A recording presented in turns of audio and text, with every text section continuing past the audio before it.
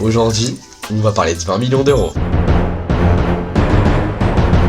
Bonjour tout le monde, c'est Wané, j'espère que vous vous portez extrêmement bien. Parce que moi oui, c'est ma toute première vidéo sur YouTube que je poste enfin. Alors oh my god, c'est tellement de temps que je vais poster cette vidéo. Pour vous expliquer un petit peu le contexte, je participe actuellement à un concours en droit des affaires dans ma fac. Et en fin de compte, on doit faire une petite vidéo de 4 minutes max sur un sujet. Et le gagnant gagne un stage chez un big avocat et tout, c'est trop bien. Et donc je me suis dit, pourquoi pas participer finalement, pourquoi pas.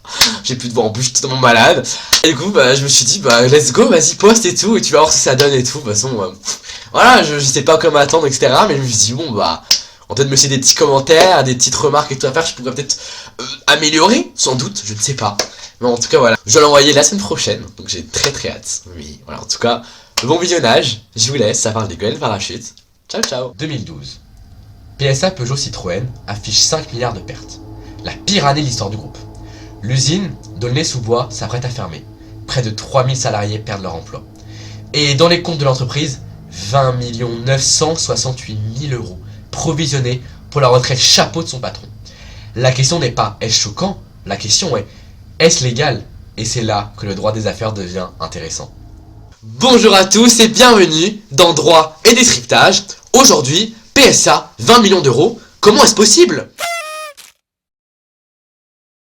Un Golden Parachute, ce n'est pas un sens caché, c'est une clause prévue à l'avance. Dans une société anonyme, on prévoit que le dirigeant peut être révoqué à tout moment, sans justification. C'est la localité ad nutum. Pour compenser cette instabilité, on prévoit une indemnité de départ, votée par les actionnaires, un mécanisme totalement légal, mais qui choque dès qu'il devient trop élevé. Ok, on a compris la règle. Maintenant, regardons ce que cela a produit. Retour en 2013, séquence procès. Revenons sur les faits. Sous la pression, Philippe Varin déclare renoncer à ses droits à la retraite. Avec des mots soigneusement choisis. Compte tenu des polémiques. Le public applaudit, l'affaire est close. Mais quelques semaines plus tard, PSA annonce un tout nouveau régime. Résultat, 299 000 euros par an à vie. Soit 17 fois le SMIC annuel, chaque année à vie. Le renoncement n'était donc qu'un habillage purement rhétorique. D'un côté, des familles dont les licenciements les fragilisent. De l'autre, un patron qui touche 820 euros par jour chaque année à vie.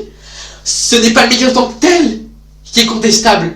C'est le décalage brutal entre sa légalité et son acceptabilité sociale. C'est le fait que personne, ni les actionnaires, ni le conseil d'administration, ne l'ait arrêté. Et le droit s'est défendu. 2007, loi TEPA. Les indemnités sont désormais conditionnées à un critère de performance. Pas de résultat, pas d'indemnité. Fini l'échec en blanc.